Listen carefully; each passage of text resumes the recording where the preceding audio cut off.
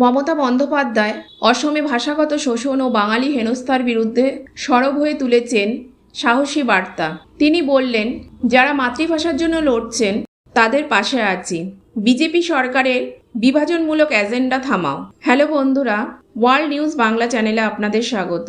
আজকের এক গুরুত্বপূর্ণ বিষয় নিয়ে হাজির হয়েছি। পশ্চিমবঙ্গের মুখ্যমন্ত্রী মমতা বন্দ্যোপাধ্যায় আবারও মাতৃভাষার জন্য রুখে দাঁড়ালেন। চলুন জেনে নিই বিস্তারিত। আজ দুপুরে অসমে তিনি বললেন, দেশে দ্বিতীয় কথ্য ভাষা হলো বাংলা।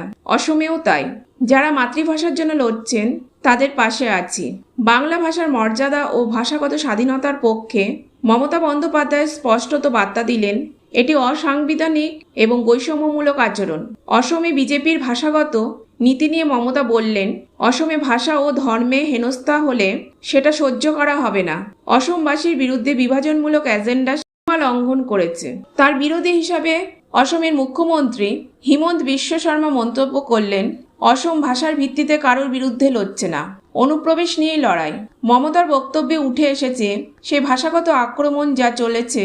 বাংলায় কথা বললেই রোহিঙ্গা, বাংলা বর্ণনার ওপর ভিত্তি করে হেনস্থা, এখানেই শেষ নয়। তিনি প্রশ্ন তুলেছেন, বাংলা বললেই অন্য দেশি কিনা?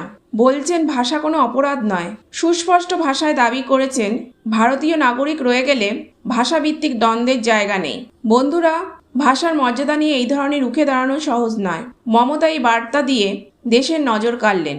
ভাষা আমাদের পরিচয়, এমন বক্তব্য অনেককেই ভাবতে বাধ্য করেছে। আপনার মুখে কি প্রশ্ন জাগে? কমেন্টে জানাবেন। ভিডিওটি ভালো লাগলে লাইক ও সাবস্ক্রাইব করুন।